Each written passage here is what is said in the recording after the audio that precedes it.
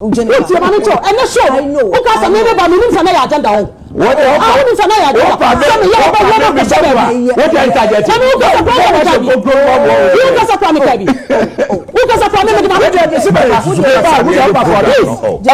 NPP Jenifer Queen versus Hopeson Adorye. Where a clash mukem kong. Hey, I have some beautiful. Just a Hopeson edgy gang as I will Queen now. All fans spare no cry. Not on this show.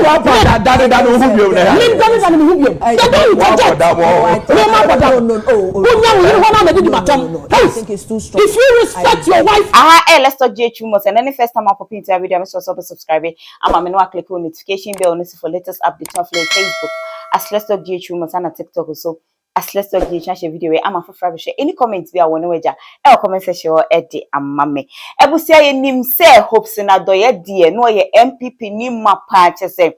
Ni NPP sem no fe ni agro anche anaja ensem esi wo oni NPP fo ntem nti ofi NPP asesi a ono enaye director of special operations edema alankojo chematen tisesi a de o belong to the movement at I say ana Queen enso so eye deputy communication director for the NPP na omuko hie mu ewe UTV at the Chensroma morning show ne so what I say together with Kweku Buahen no and a former deputy communication officer edema NDC no muko PM hono he to be a course so no enyasem ketwa kwa but before then mpanyufo bu baby say who say je de wa bra bibi ensiase what I say bibi before say ubeti de bi wo baby no na e wa hyase last year ubekaya Hopeson Adorye police eche no because of dynamite comment bi akoma ye ho nsemsem bebrebe eno Emma Queen ya Jenifer Queen ya ekotena UTV the same at the Chensroma show ne so ekoka nsem bi edifa Hopeson Adorye ho catch na abo ni di no se de ti ebenya 36% asif so na ekwa akoto aba catch ben Hopeson ana asif so na ekwa akokan aba na akoto o electoral commissioner sa pata person friend this dia ben na MPP kokwa sasa do anu ayi ukako. Tell us what you are Franco can do. The unfair candidate Mura. And then one no Dr. Mahmoud Bawumiasa. And then Kobe yes amasa no the kill person. Why thank you pain. Yan can want someone and then so with freedom. Well not find so by nadia. And sometimes I don't want to give certain people credits. But as some bar since you tell your gospel near to your yam and your 7 year, we will talk about it. Mampenia the new patriotic party and all can want me about me akasa former boss Bawumiasa Mwaso. Mampani ba wanyu abro ye de whole airport terminal VIP man crofo bisa questions. I'm not going to sit here and talk about it in Yami.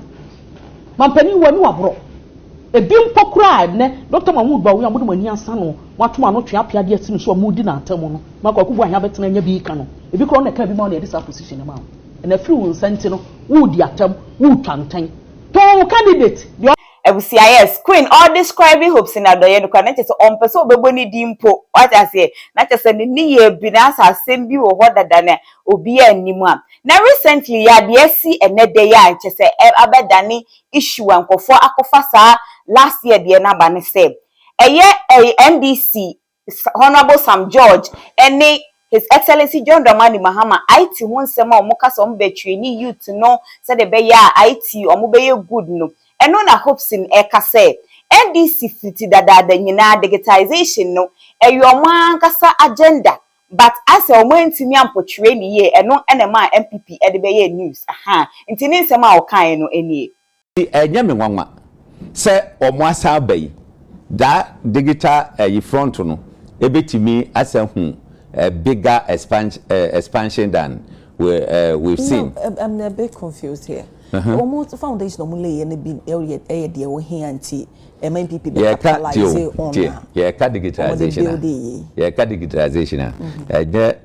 Can't say WhatsApp app ya to so. And ye Google map na ya to so. And ye no.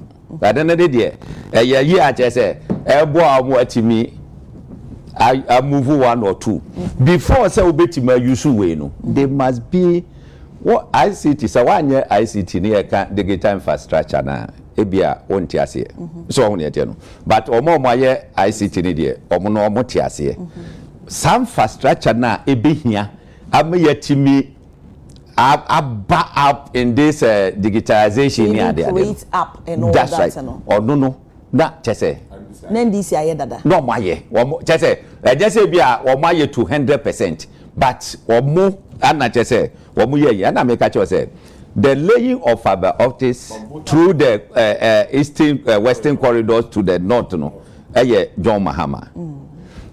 Accra Digital Center, and then the hub, our modi yes, I do money in ano, ayonwa. We call Minister of Communication, Nita, any other day. I mean, never be a here for this, under them. Give fake in the Kaika, under them. But what I was saying is, one tima more who they wrote. Said yes, it's all Muboma Ghana 40 years here. Drew baby, as Dr. Baumia, digital man, or one man, Yenisa. But what should Dr. Baumia, a macrocosm of what John Mahama did? Something minute. So we shouldn't give. Hi, Tiabusi, I say, Hopeson Kasana say no throw punches be Edema NPP for 90 quint to one, and I say a bonnet hard, and a queen so say. So much in idea by a wopa. Topic. What is 2 minutes? Let the man to us to be. So what are you talking about? Train me. What catch and please stop that. Uti. Hey. Oh, Mama Kasam. They wanted to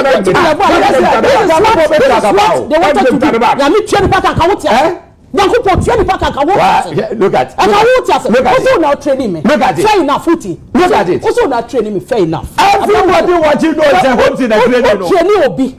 Na sida ka wrade. Nipa no hia de ka ho.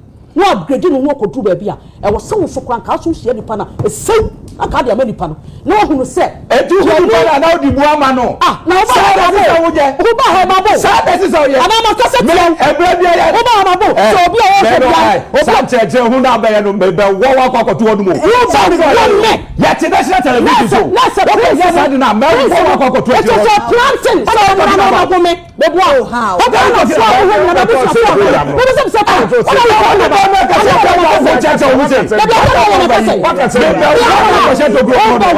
Not on this show. I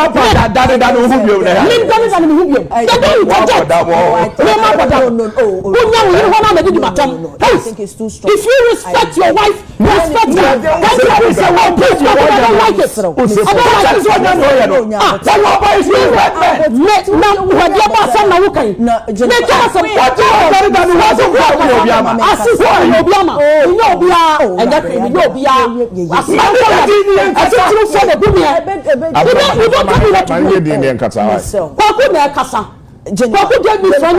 I came in. Jenifer, I know. Because I'm never going to agenda. What are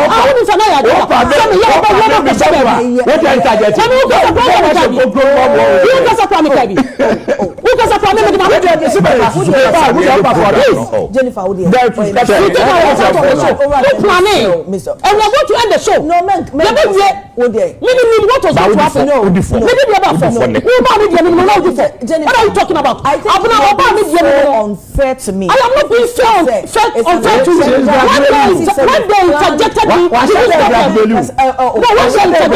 did you stop them? Mr. We need you, man. Please, Mr. Me ya kwa amu na come tell us that say come on to the program. You about Jenifer. Please, Mr. But I mean, don't let us. Don't say so. I'm not doing so. I'm not going to. Don't irritate me. No. Oh, inside that thing, you know. Make a baby.